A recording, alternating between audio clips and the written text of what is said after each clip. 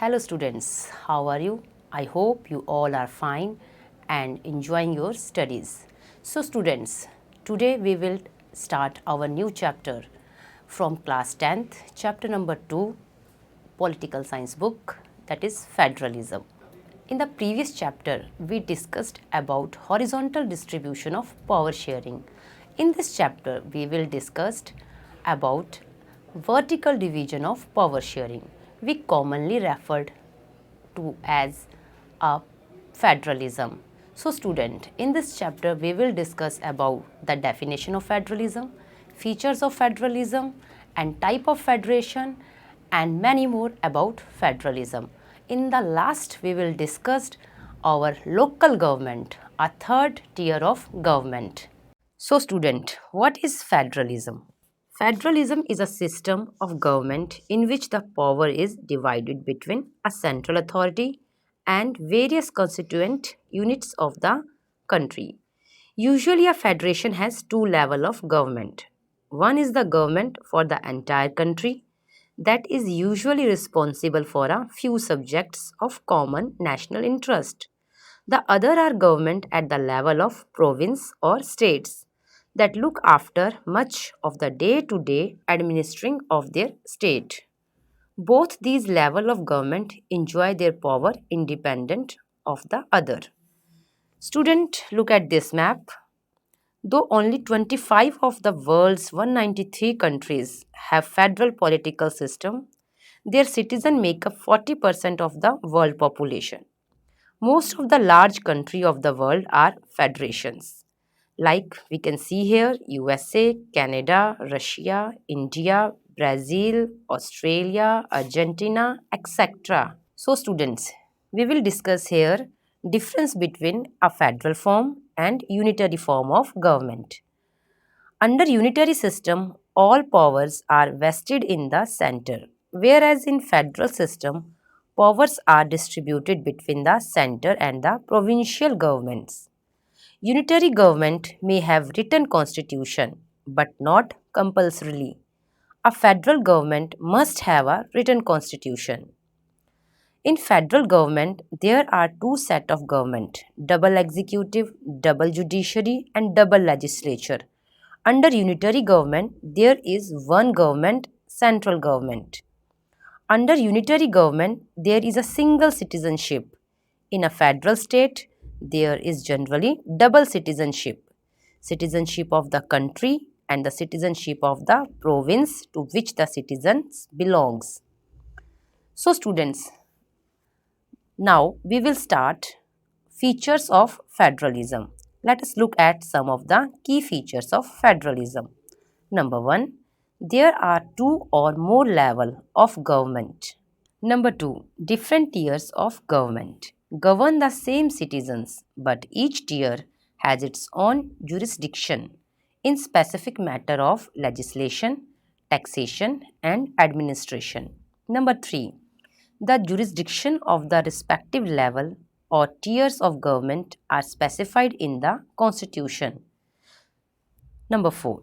The fundamental provisions of the Constitution cannot be unilaterally changed by one level of government. Such change requires the consent of both the level of governments. Number 5. Courts have the power to interpret the Constitution and the powers of different level of government. The highest court acts as an umpire if disputes arise between different levels of government in the exercise of their respective powers. Number 6. Sources of revenue for each level of government are clearly specified to ensure its financial autonomy. Number 7. The federal system thus has dual objectives to safeguard and promote unity of the country while at the same time accommodate regional diversity. So student, I hope you will understand the concept of federalism. An ideal federal system has both aspects, mutual trust and agreement to live together. So students, now we will discuss about two type of federation. There is two type of federation. One is coming together federation and another one is holding together federation. So, there are two kind of routes through which federation have been formed.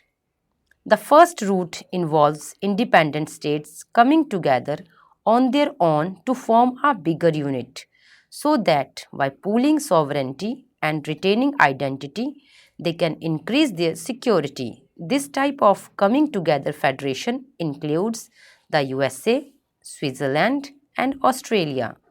In this first category of federation, all the constituent states usually have equal power and are strong vis-a-vis the federal government. The second route is where a large country decides to divide its power between the constituent states and the national government.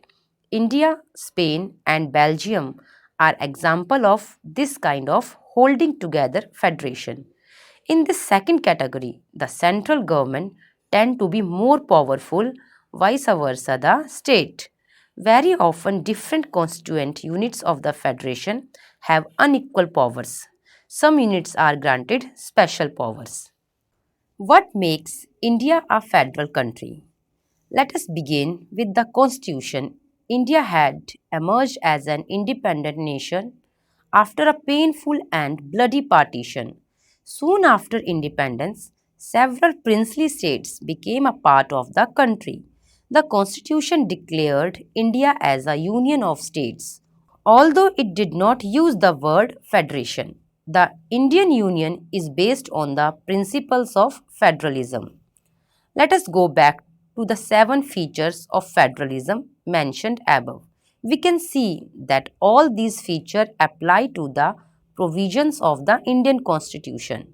The Constitution originally provided for a two-tier system of government, the Union government or what we call the central government, representing the Union of India, and the state government. Later, a third tier of federalism was added in the form of panchayats and municipalities.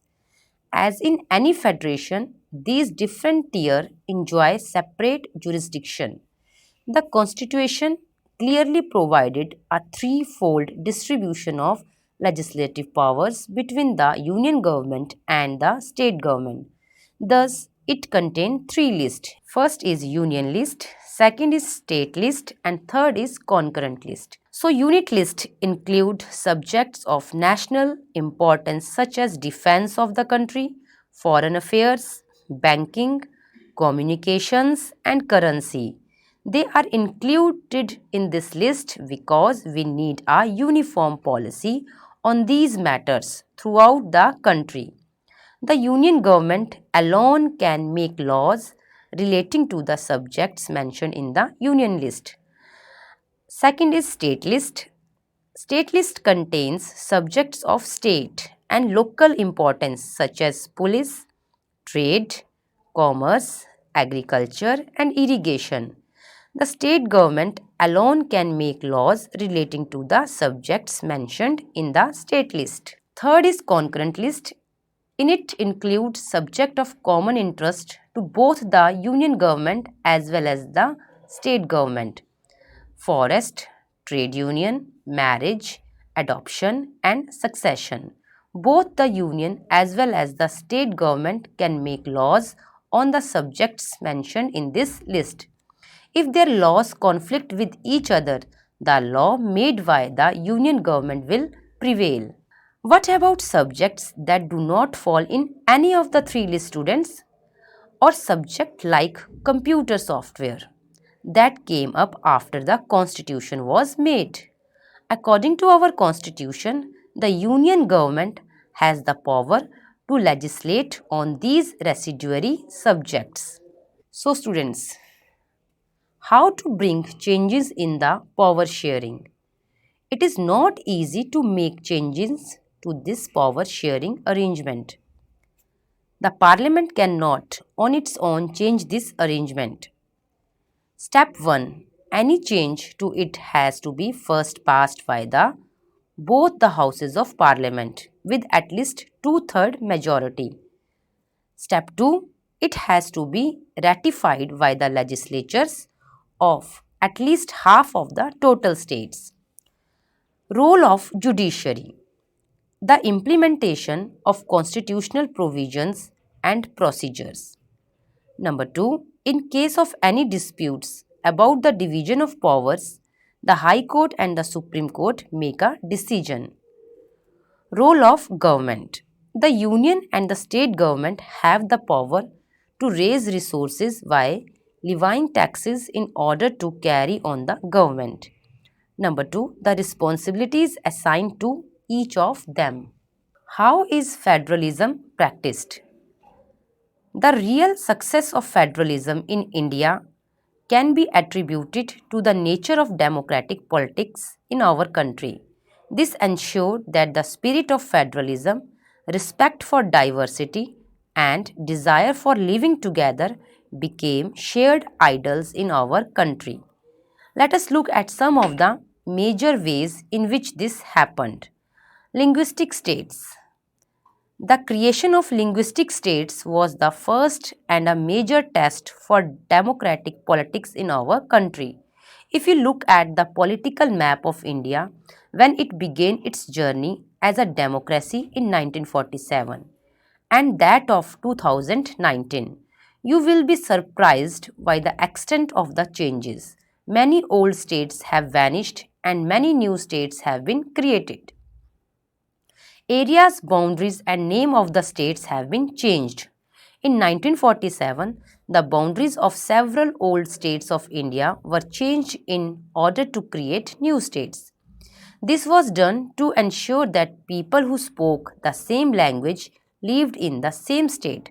Some states were created not on the basis of language but to recognize differences based on culture, ethnicity, or geography. These include states like Nagaland, Uttarakhand, and Jharkhand. When the demand for the formation of states on the basis of language was raised, some national leaders feared that it would lead to the disintegration of the country. The central government resisted linguistic state for some time, but the experiences has shown that the formation of linguistic states has actually made the country more united. It has also made administration easier. Language policy. A second test for Indian Federation is the language policy. Our constitution did not give the status of national language to any one language. Hindi was identified as the official language, but Hindi is the mother tongue of only about 40% of Indians. Therefore, there were many safeguards to protect other languages. Besides Hindi, there are 21 other languages recognized as scheduled languages by the Constitution. We have two official languages, Hindi and English. According to the Constitution, the use of English for official purpose was to stop in 1965. However, many non-Hindi speaking states demanded that the use of English continue. In Tamil Nadu, this movement took a violent form. The central government responded by agreeing to continue the use of English along with Hindi for official purposes. Many critics think that this solution favored the English speaking elite. Promotion of Hindi continued to be the official policy of the Government of India. Promotion does not mean that the central government can impose Hindi on states where people speak a different language. The flexibility shown by Indian political leaders helped our country avoid the kind of situation that Sri Lanka find itself in. Center-state relation. For a long time, the same party ruled both at the center and in most of the states.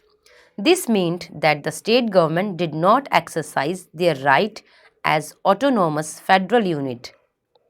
As and when the ruling party at the state level was different, the parties that ruled at the center tried to undermine the power of the states. In those days, the central government would often misuse the constitution to dismiss the state governments. that were controlled by rival parties. This undermined the spirit of federalism. All this changed significantly after 1990. This period saw the rise of regional political parties in many states of the country.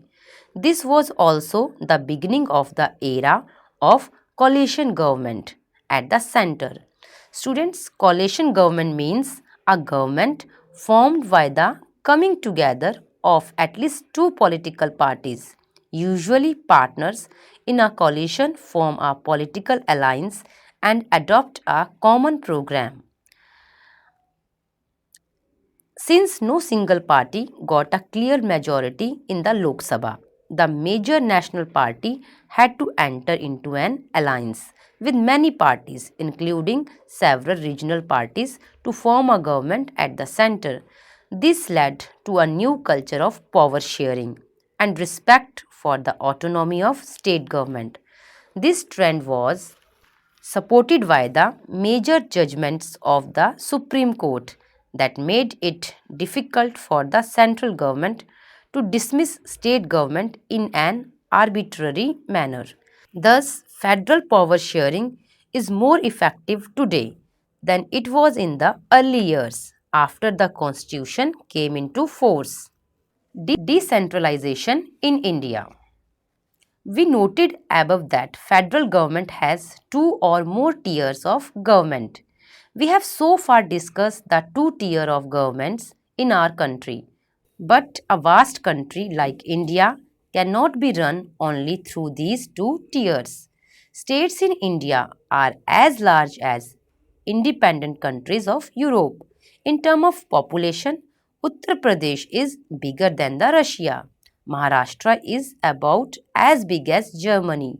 Many of these states are internally very diverse. There is thus a need for power sharing within these states. Federal power sharing in India needs another tier of government below that of the state government. This is the rationale for decentralization of power. Thus, resulted a third tier of government called local government. Importance of local government. So, student, number one, importance of local government is the basic idea behind decentralization is that there are a large number of problems and issues which are best settled at the local level. Number two, people have better knowledge of problems in their localities. Number three, they also have better ideas on where to spend money and how to manage things more efficiently. Besides, at the local level, it is possible for the people to directly participate in decision making. Number four, this helps to inculcate a habit of democratic participation. Local government is the best way to realize one important principle of democracy, namely local self government. A major step toward decentralization was taken in 1992. The constitution was amended to make the third tier of democracy more powerful and effective. Number 1. Now it is constitutionally mandatory to hold regular elections to local government bodies. Number 2. Seats are reserved in the elected bodies and the executive heads of these institutions for the SC, ST and OBC. Number 3. At least one third of all positions are reserved for women. Number 4. An independent institution called the State Election Commission has been created in each state to conduct panchayat and municipal election. Number 5. The state governments are required to share some powers and revenue with local government bodies. The nature of sharing varies from states to states. Rural local government is popularly known by the name Panchayati Raj. Each village or a group of village in some states has a Gram Panchayat. This is a council consisting of several ward members, often called Panch, and a president or Sarpanch. They are directly elected by all the adult population living in that ward or village. It is the decision-making body for the entire village. The panchayat works under the overall supervision of the Gram Sabha. All the voters in the village are its member. It has to meet at least twice or thrice in a year to approve the annual budget of the Gram Panchayat and to review the performance of the Gram Panchayat. The local government structure goes right up to the district level. A few Gram Panchayats are grouped together to form what is usually called a Panchayat Samiti or block or mandal. The members of this representative body are elected by the Panchayat member in that area. All the Panchayat Samiti or Mandal in a district together constitute the Jilha District Parishad. Most members of the Jilha Parishad are elected. Members of the Lok Sabha and MLAs of that district and some other officials of other district level bodies are also its members. Jilha Parishad chairperson is the political head of the Jilha Parishad. Similarly, local government bodies exist for urban areas as well. Municipalities are set up in towns. Big cities are constituted into municipal corporations. Both municipalities and municipal corporations are controlled by elected bodies consisting of people's representatives. Municipal chairperson is the political head of the municipality. In the municipal corporation, such an officer is called the mayor. Now student, I will ask you some MCQ questions. Number 1. Following is the coming together federation. Options are USA, India, Spain and none of these. So right answer is USA. Number 2.